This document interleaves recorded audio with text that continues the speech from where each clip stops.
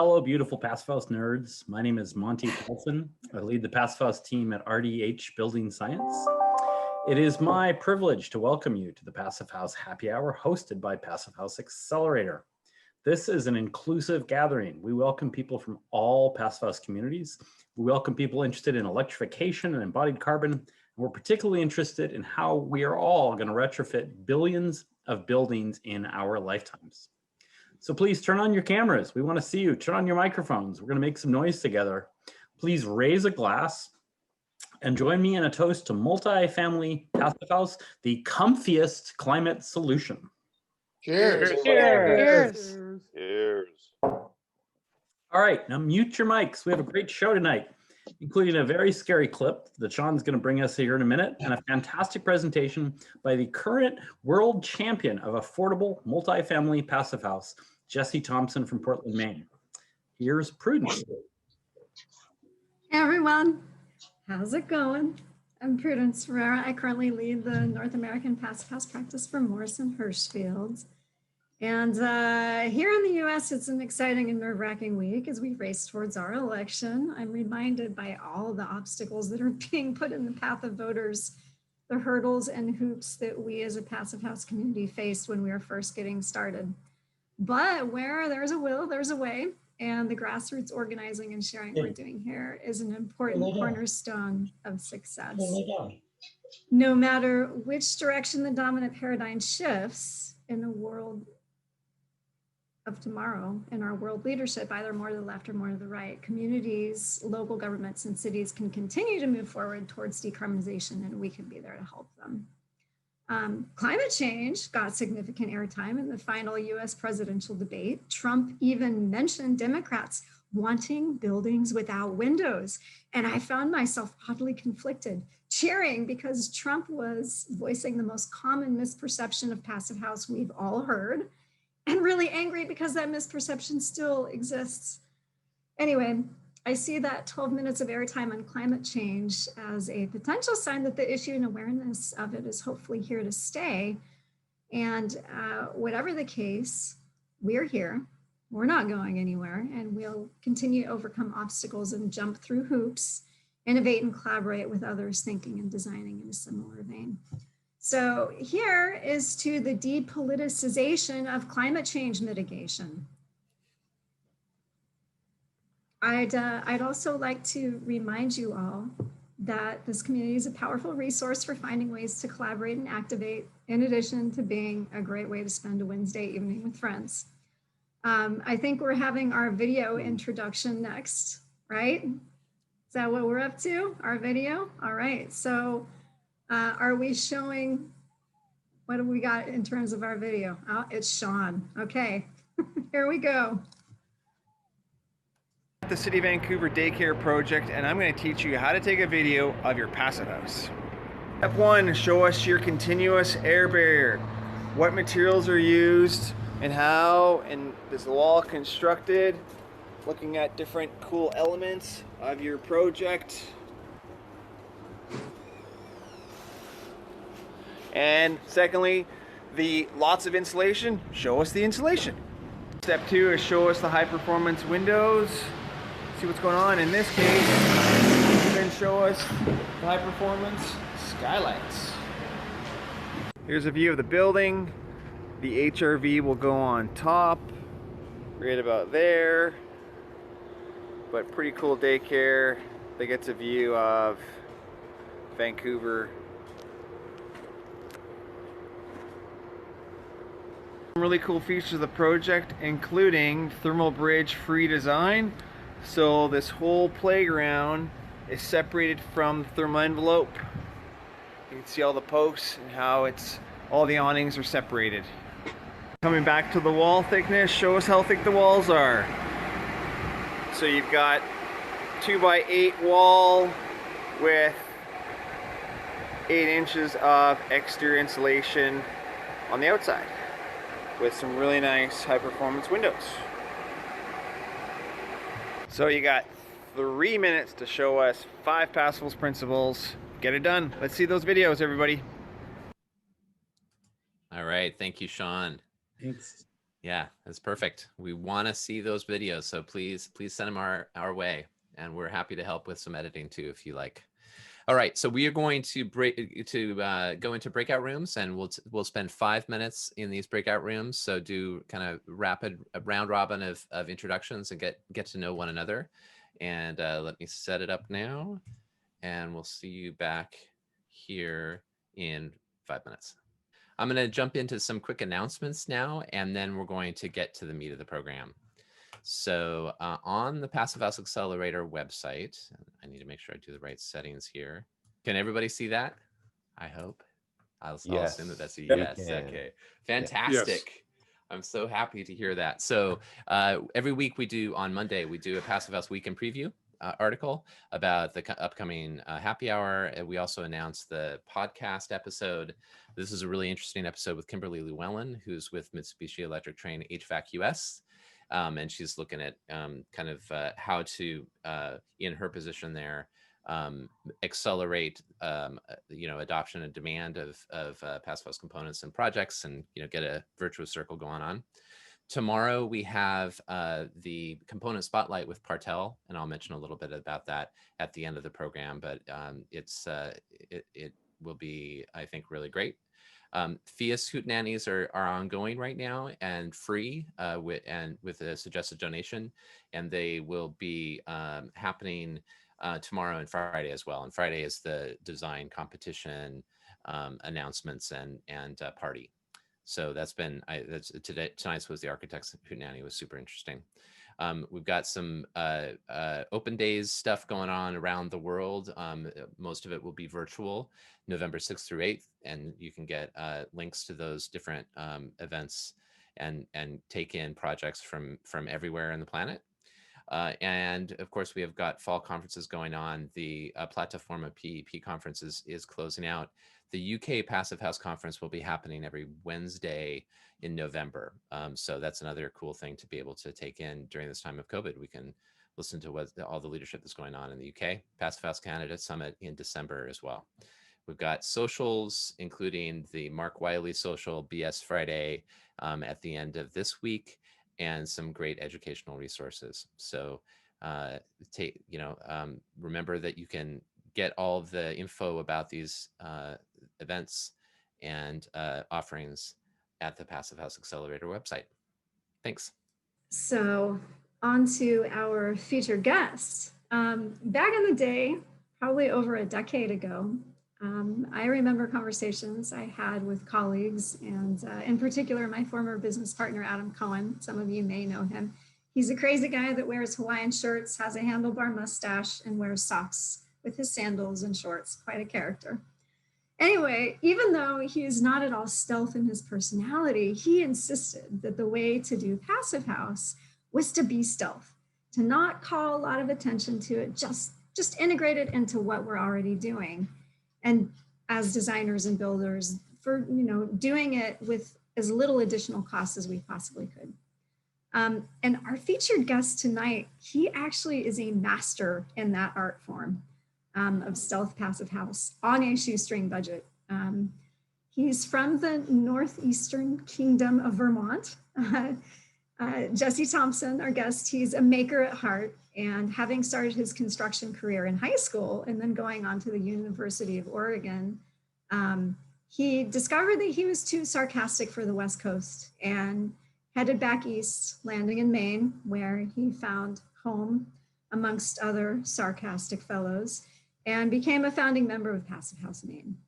He works on both residential and commercial Passive House projects and really, really loves challenge. He gets actually a little obsessed with solving puzzles from start to finish, especially ones that others think are absolutely impossible. As Monty mentioned, Jesse, as far as I'm aware, he still holds the championship title for affordable multifamily Passive House with the lowest cost per square foot. He's got some fantastic lessons to share with us tonight on what has allowed him to carry that title. Jesse, thank you so much for joining us. You bet. Hey, everybody. Well, thank you, Prudence. That was a pretty fabulous introduction.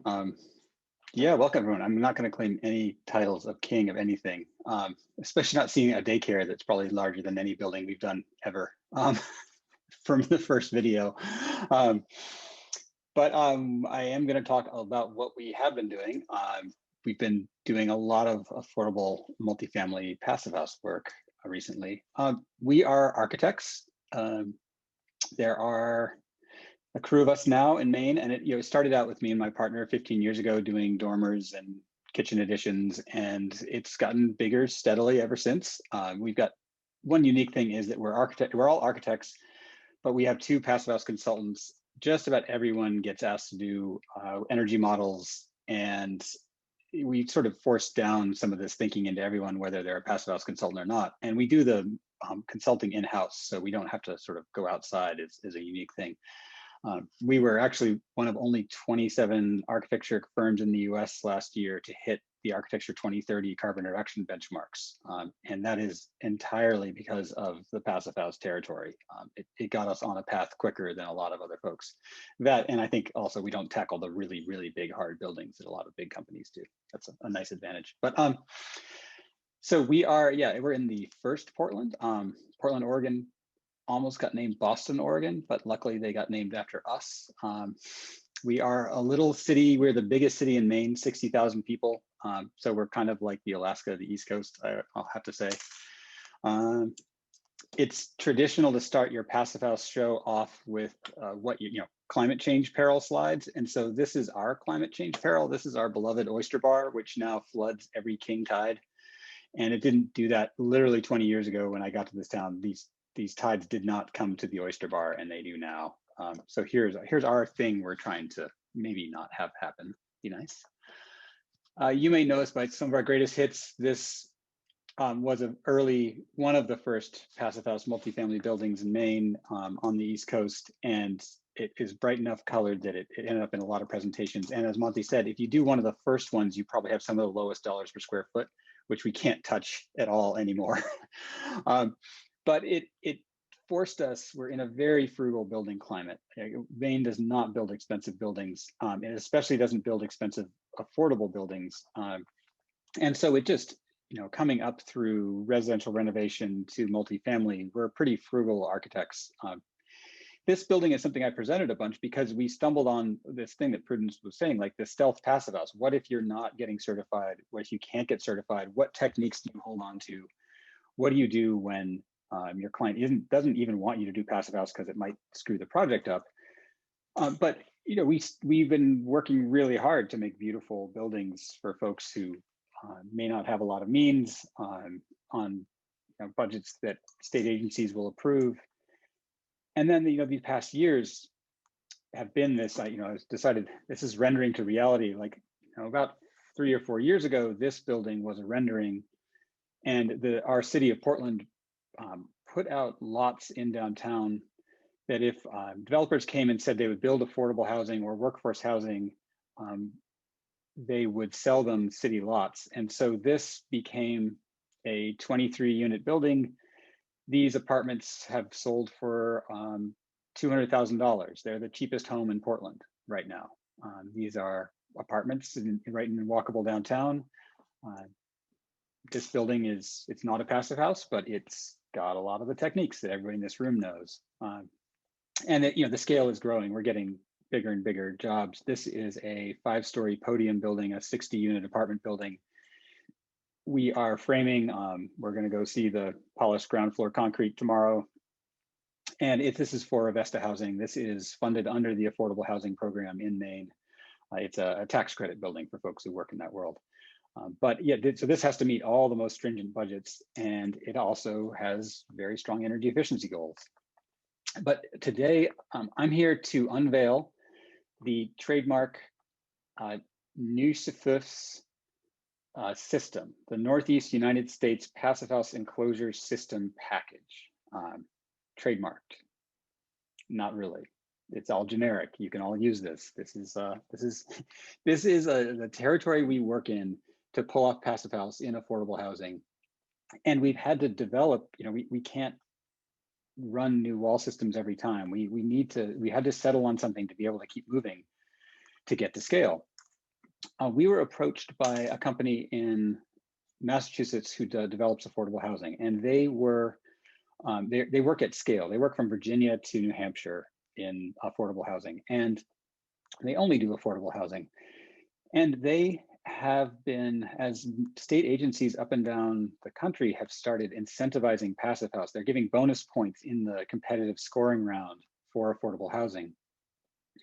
They have been applying, and they started saying, here's an avenue we can get into. They saw us give a presentation. They called, hey, you know how to do affordable Passive House at crazy costs. Come help us do this. And so we've been working with them in Connecticut and New Hampshire over the last years. And what they came to us and asked us to do was a Passive House prototype. They said, we will have multiple building sites. Can you come up with a building that we could duplicate and use on multiple sites and not reinvent the wheel every time? And essentially be competitive across our region. And so this is a funny challenge. Now, you essentially have to have a building that you can use in multiple places, in multiple building environments, and you also have to be able to rotate it so it can work in multiple orientations, because you can't just face one side south and change it. And these are buildings that go in multiple complexes. So the first project we've been working on, which was awarded tax credits in Connecticut, is the Oak Tree Village. And you can see, so here are 4 of these buildings arranged around a central green, built in 2 phases with a clubhouse. So we've got the 2 buildings on the right coming first, 2 buildings later. These are 36-unit, 3-story wood frame buildings. This sort of very common multifamily housing type. This is not big urban construction. It's not rural construction. It's this like light frame wood, 2 to 4 to maybe 5-story buildings types that we build a ton of in this country. And here's our very, very efficient floor plan.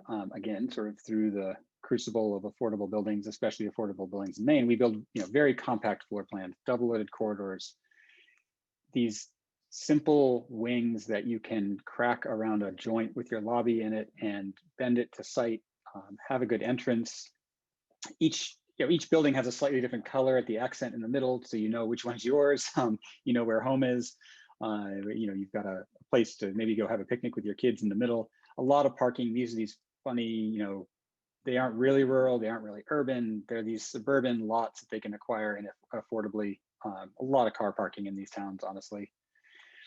Here's the next one. This is Cedar Point in Newington, Connecticut, outside Hartford. 3 buildings. This is an old auto dealership they bought. This is the kind of project these are. These are, these very, very real projects. 3 buildings at this one. Slightly different colors, slightly different roof lines. This is the prototype, getting modified. This is this funny, this isn't, where does this fit in custom high-end architecture? But buildings that can fit into these New England communities, they have gable ends to signal the scale that fits into these communities. Affordable housing is, trying not to have zoning wars. They don't want angry neighbors. They get angry neighbors just about every community they come into. So it's trying to be fairly conservative for design. So here's the first one. Here's the building site from the drone, and you can tell it's a Passive House because there's our giant white cubes of insulation scattered all around. Our sub-slab insulation going in, the giant pile, 2 buildings and a clubhouse. You can see building going up, moving rapidly, trusses over there stored, multifamily building. This is familiar to anyone who works in this sector. Here we are partway through Ruffin. Yes, that's vinyl siding on these buildings. These are, again, very, very tight cost constraint buildings going up, but all working and committed to be Passive House. And so here's the matter of the scale we're working. 144 units in Oak Tree Village. We've got 108 in Cedar Point, 81 in New Hampshire, 48 in Goffstown, New Hampshire. 380 apartments rolling out of our little group, all committed to Passive House, all getting built in 2 years probably here. So what are we doing? How do we do this? What's the system that has worked for us? I'm here to spread the word to everybody working in these kind of buildings. These are trying very purposely to be big, simple boxes. These are slab on grade truss roof buildings, wood trusses, slab on grade, hopefully no basement. Very simple geometries on purpose, not a lot of jogs in and out, not a lot of roof line changes, things that you can air seal easily. You've got a flat air barrier in the attic, a flat one on the wall. We use exterior air barriers. You know, Zip has been a savior for this market sector of not, everyone can buy it, everyone understands it. And then I think most importantly is what's the ventilation? The ventilation systems are by far the most critical thing we've realized in this, and that we are doing very good ventilation systems, like 85% efficient systems, and sort of these rooftop or in the attic, or maybe at the end of the hallways. Companies like Ventacity and Semco and Tempef and Renewair, these really, really high efficiency, maybe 12 apartments per unit per ventilation box. We're not one huge one, not hopefully one per unit. You are running it down the corridors, which are also crammed with tons of stuff, sprinkler lines and drain lines and hot water lines. But luckily they aren't insulated. They aren't moving heat and cooling. They are just sheet metal. Here's bad air leaving and fresh air coming in. And heating and cooling systems. These are often starting out with VRF systems. These people are all putting cooling in their buildings. These are not on the East Coast. Until you maybe get up to Maine, people really can't picture not having air conditioning in these buildings. And Connecticut, for example, is getting pretty hot these days. It's hotter than it was 20 years ago. So VRFs, big cost issue. These are expensive, complicated, computer-controlled systems, big refrigerant issues.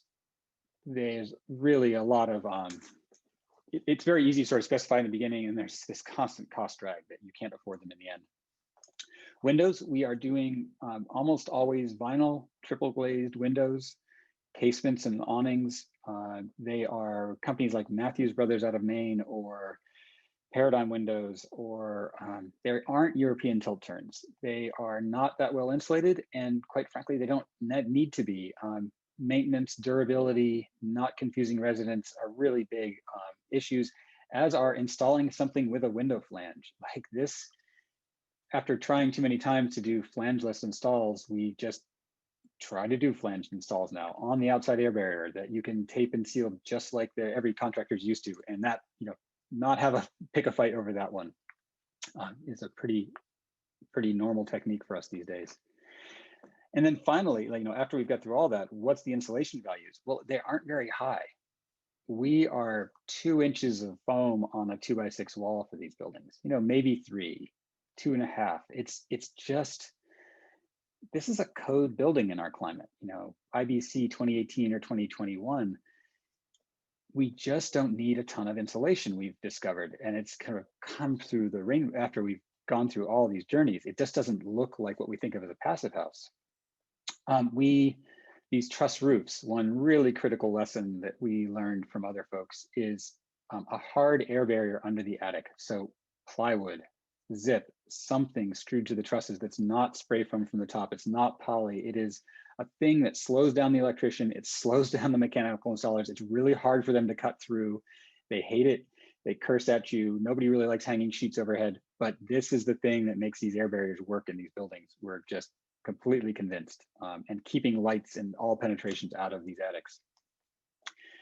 We really, very minimal spray foam. Like the rim joists where the trusses land is about all the spray foam we're doing in these buildings. So really low low embodied energy insulations, cellulose, polyiso.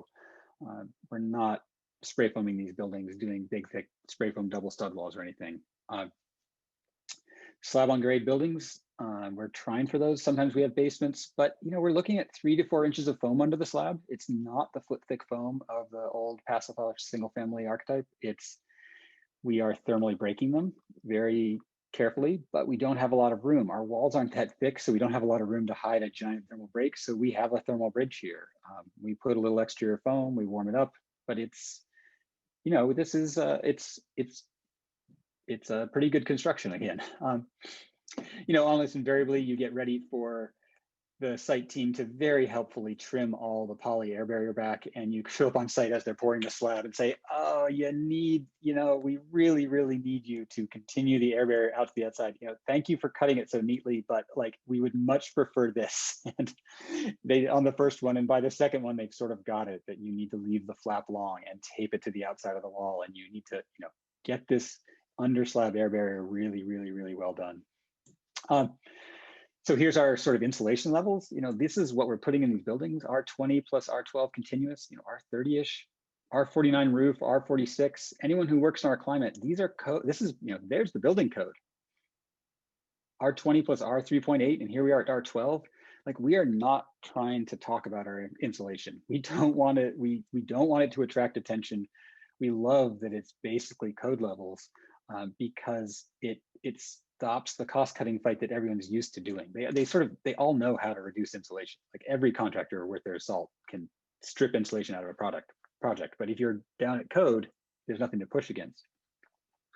One really critical thing is quality assurance and quality control, I will say, is absolutely, like, this would not work. We are barely pulling this off. If we didn't have a team like Stephen Winter in doing Energy Star inspections and HERS inspections and testing out the ventilation systems, something would fall apart. The ventilation systems never work. It takes 3 or 4 visits to get these things balanced. It seems invariably, like, it's hard to pull off.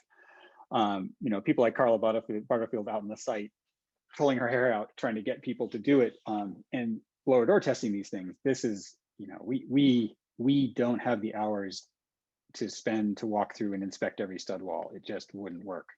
So here's an example. Here's the next one.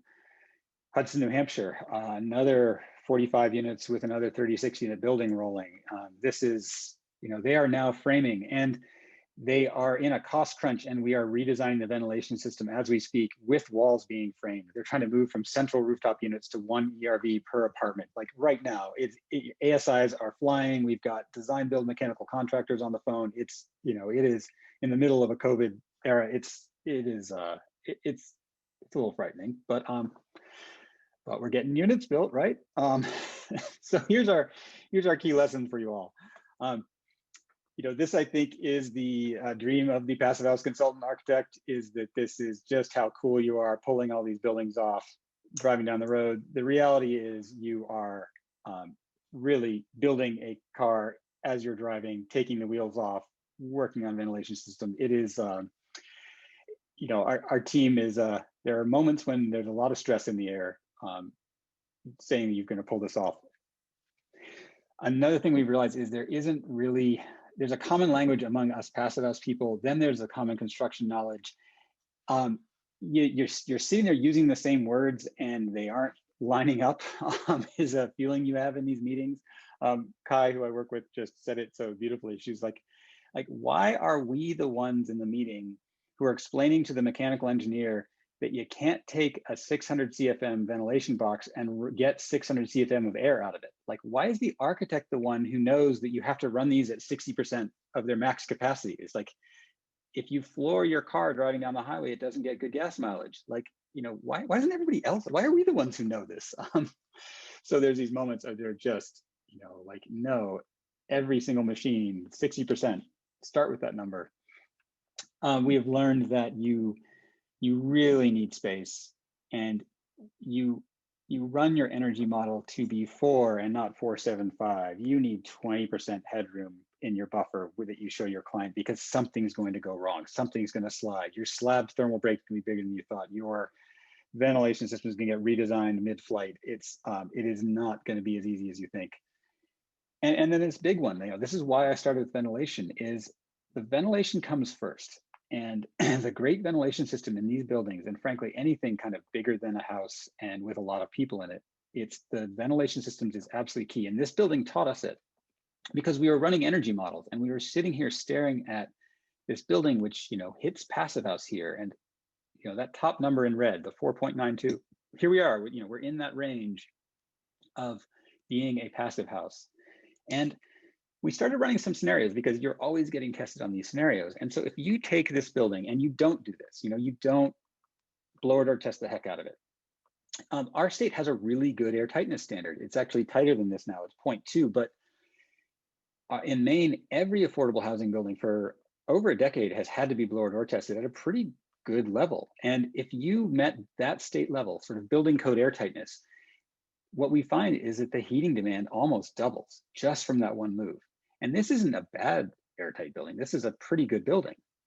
So what if we backslide again? What if we take our really nice ventilation system and we do bath fans? Our heating demand doubles again.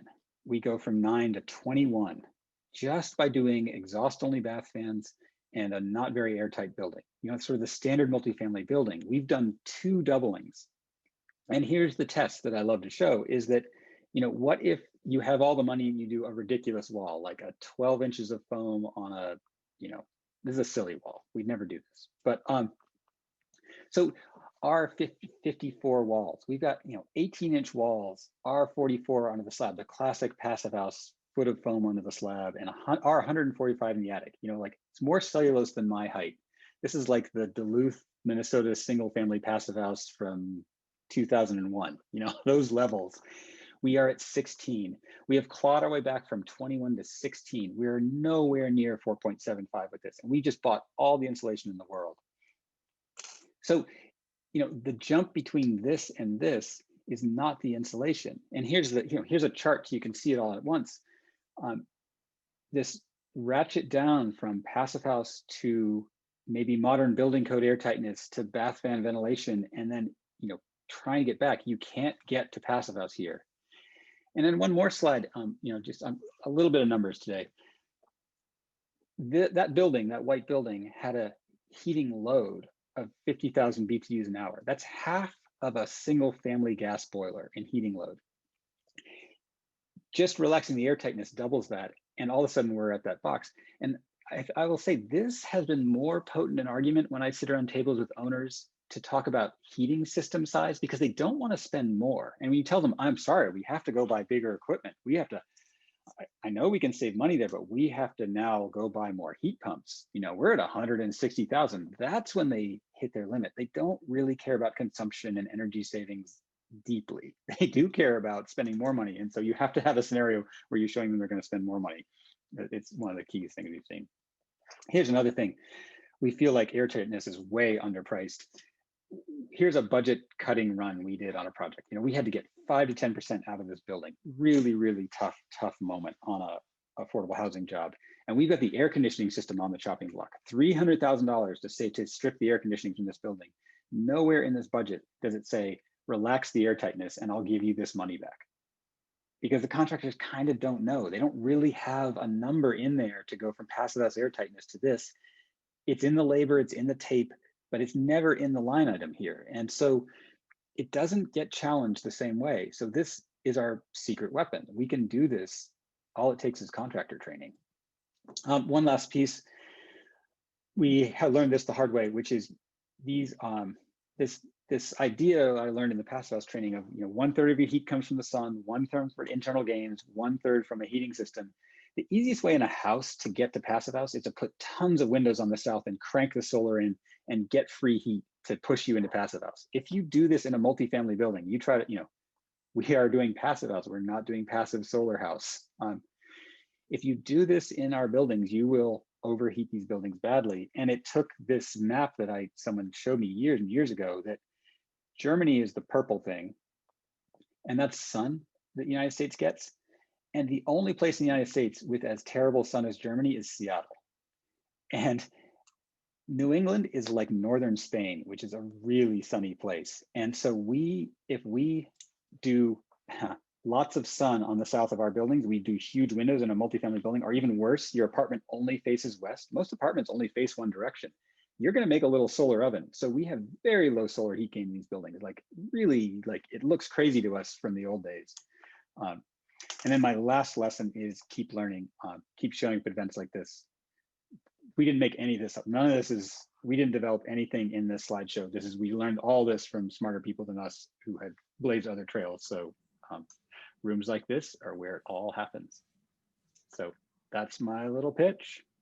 Thanks so much, Jesse. That was great. Those are those lessons, no matter where we learn them from, they're worth their weight in gold. They're so valuable. So thank you for sharing with us. So Sean, we have some questions in the queue. Yeah, Try to I'm not just look. waiting for Zach to do something.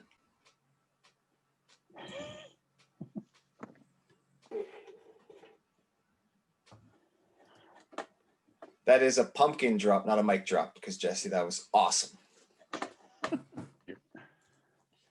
To kick off the questions, we have, oh, sorry. I was so involved in the presentation, I didn't queue them up, sorry. The first one is Jonathan Jones and then Susan.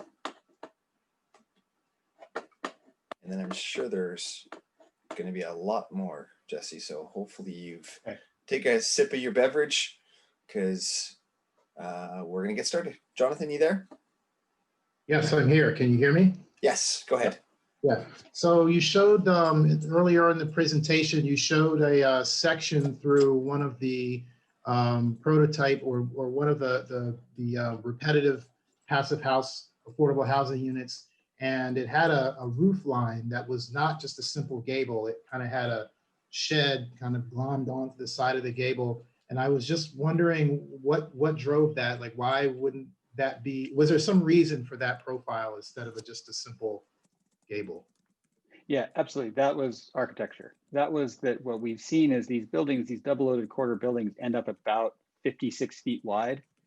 And when we cover that in one roof, we end up with a very big roof. And then it gets too tall and then you end up with a 6 pitch and you end up with the multifamily buildings we all kind of know. Those hip roof, low pitch things that surround all our ring roads in all our American cities. And so that was our way of architecturally getting the same function with a slightly different form, and it's been pretty effective. So yeah, that was the architecture side. Okay, great. Trying to Thank be you. technical. Thank you. Yeah. Makes sense. Thanks. Thanks. Susan, you there? Sean. Sorry. Okay. Whoa. Don't look at Sean. That's just too crazy. Yeah, this isn't better. Happy Halloween, everybody. Okay. Sean's not Whoa. infectious. Okay. Sorry. Okay. My question. Okay. You were talking, thank you, Jesse. I just loved the prioritization there. That's so great to, we have all these 5 things we have to remember, and then you've sort of kind of shifted the focus, which I think was really interesting. But when you were talking, you mentioned something about all the different ventilation units and where you've decided to locate some of them. And you mentioned something about locating one at the end of a corridor. And I was thinking, from an acoustics perspective, how does that work? Like, can you do that? Like, are they loud?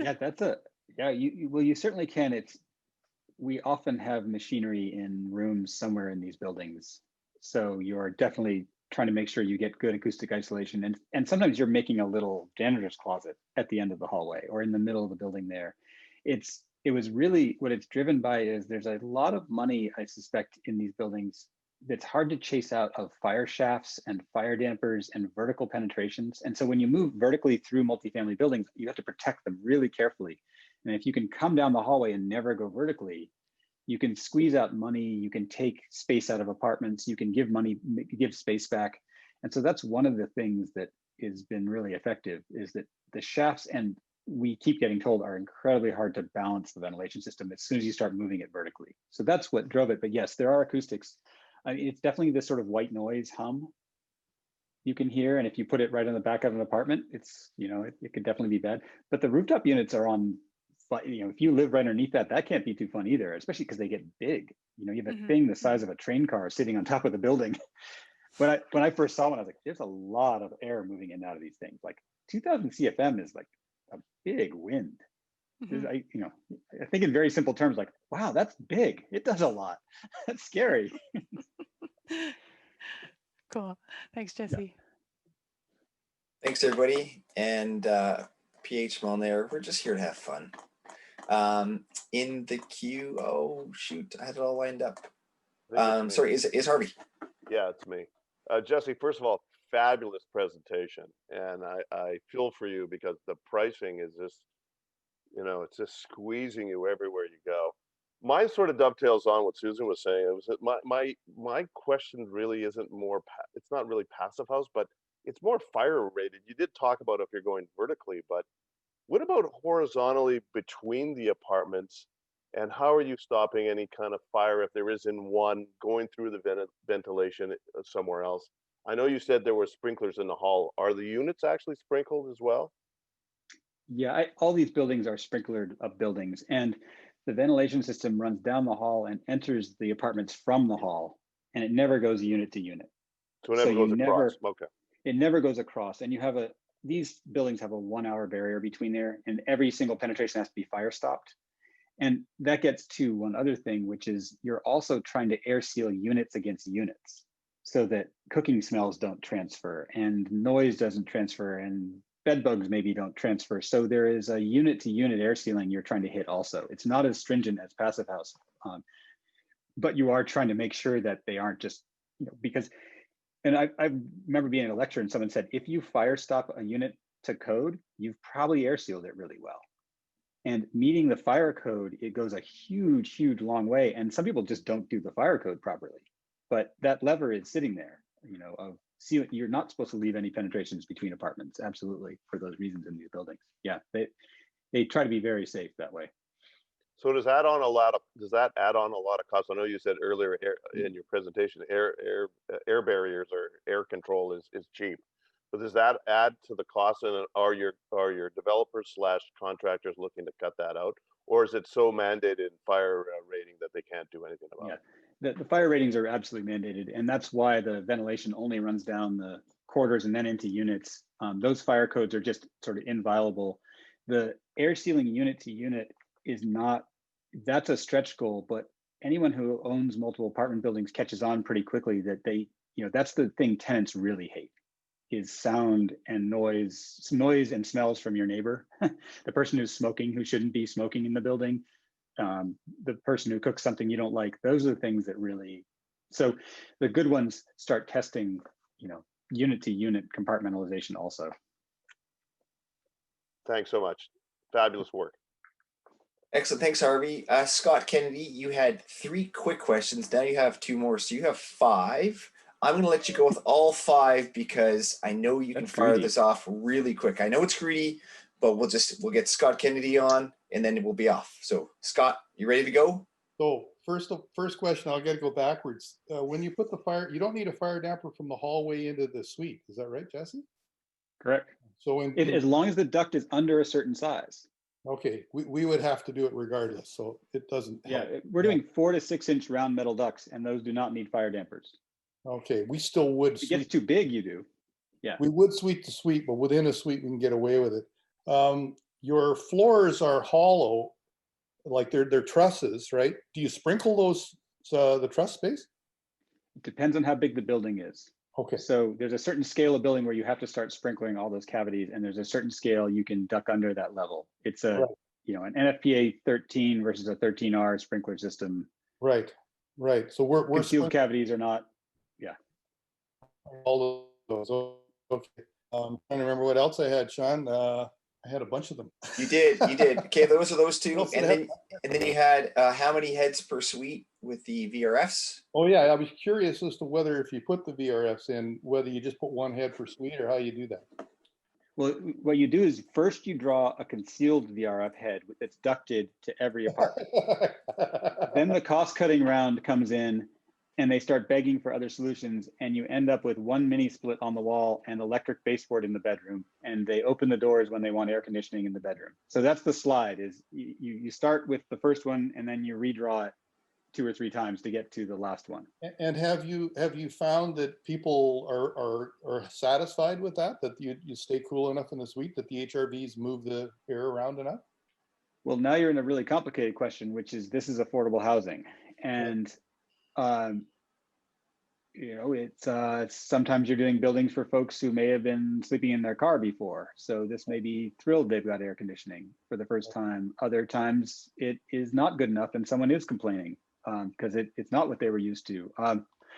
It is, this is like, are people happy with the thermostat setting? They're not happy with that either. I mean, everybody we work with talks about like people who put frozen bags of peas on the thermostat to change the temperature in their apartment, and all the overrides people do to make the apartment work the way they want it.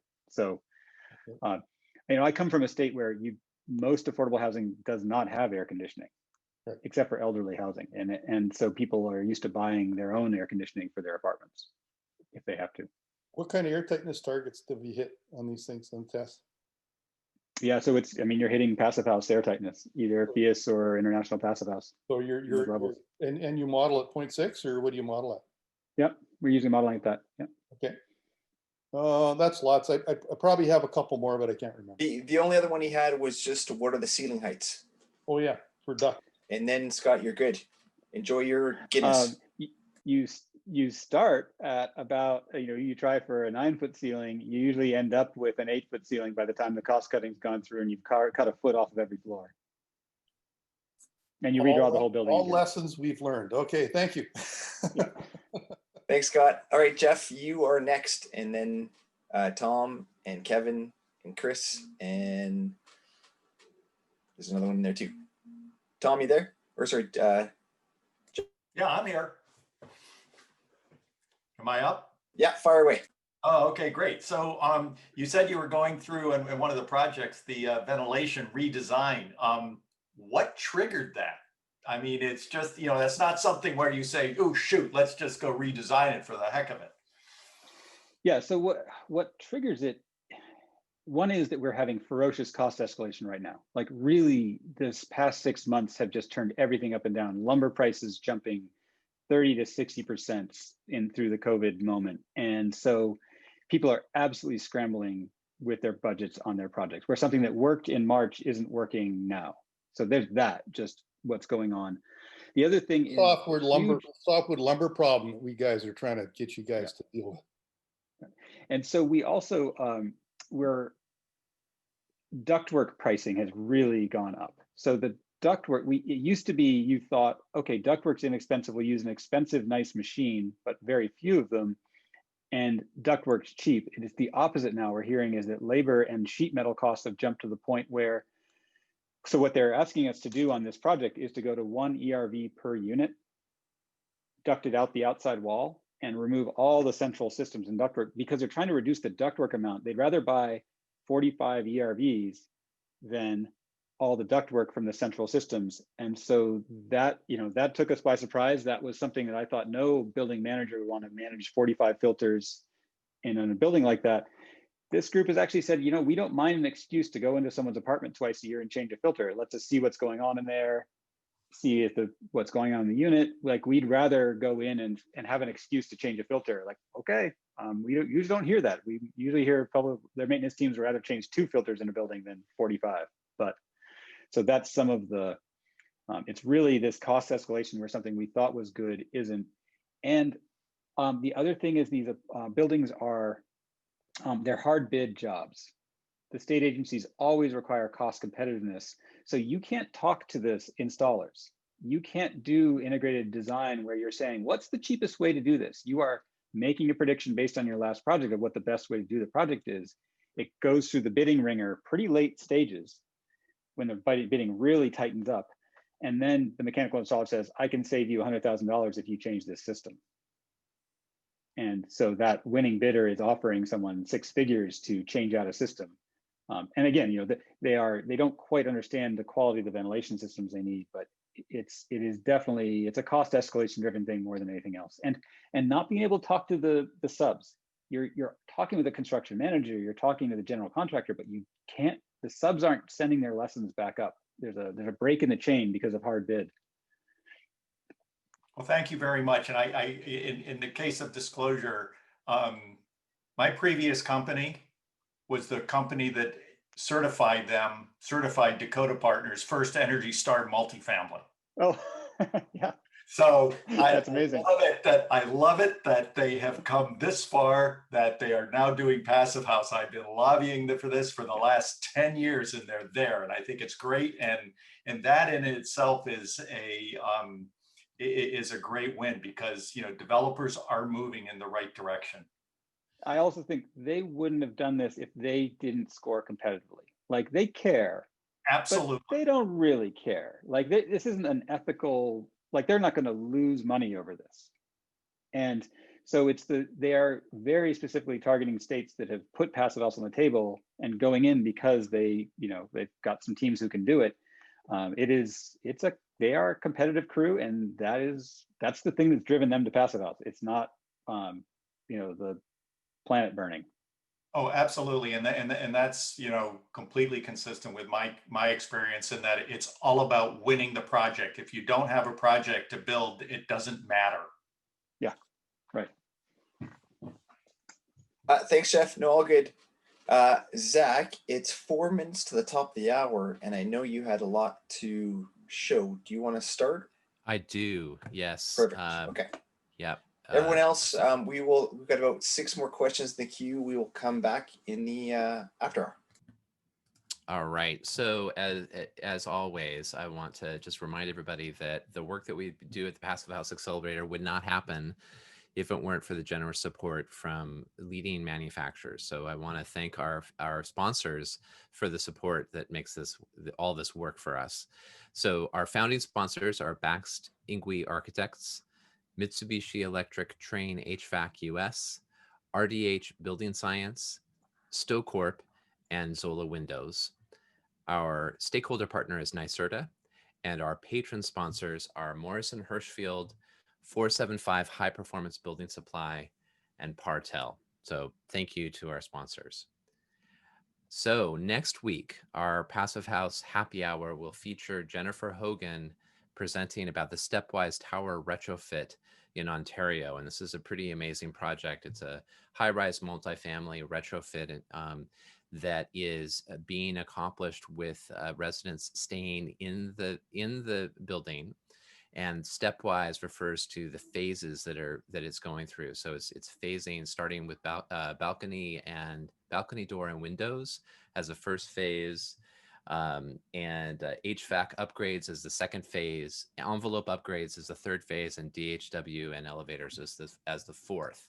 So because of budget constraints, it's orchestrating this massive energy upgrade to the building in these 4 phases. So you don't want to miss that. Before that, though, tomorrow we have the 3rd Passive House Component Spotlight the Passive House Accelerator has presented, and this will be with Partel, with the founder and technical director of Partel, Hugh Wuriski, and he will present about the VARA system, the smart technical system for airtight buildings. So I will share registration information. It's free, of course. It'll be a fast-paced 15-minute presentation about the product and some applications in North America, and then it will open, as always, to lively questions and answers. And then we also have a very exciting event that we are organizing. Mary James of Passive House Accelerator and Passive House Buildings Magazine is organizing the Passive House Prefab Summit for us, and that's going to be on November 12th. And this will include both East Coast and West Coast sessions. It's going to be a gathering of the hive mind of prefab and Passive House with some leading manufacturers and practitioners. So I'll also include registration information about that. And finally, I want to hand it over for this exciting announcement. I think you're in on this too, Sean, right? Sean's muted. I will let you go first, Mark. So thank you, Zach. And I just wrote down November 12th because that Prefab Summit is a must. I noted that it's East and West. I hope the Midwest can attend as well.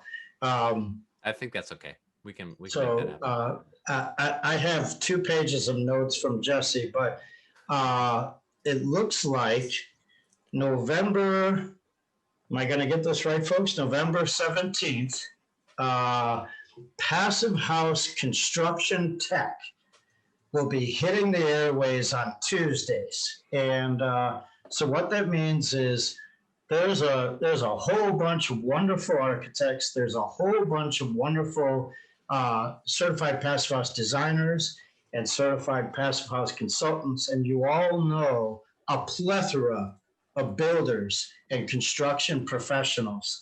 So pass along to them to jump on Tuesdays for Passive House Construction Tech. Sean, take it away.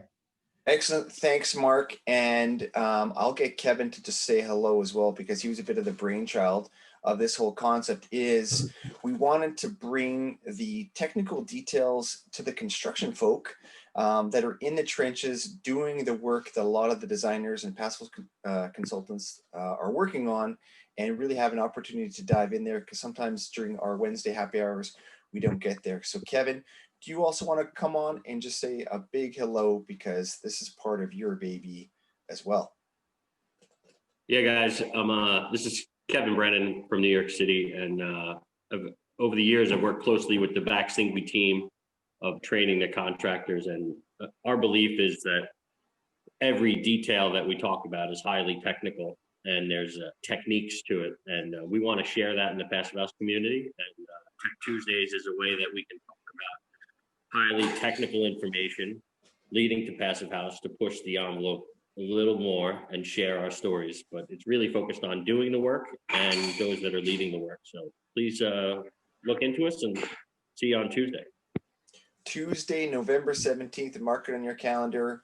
Again, really lucky to have the expertise of Kevin and the passion of Mark come together so that we can work with the trades and contractors to get through these details so we can move this industry and scale it and accelerate it tenfold.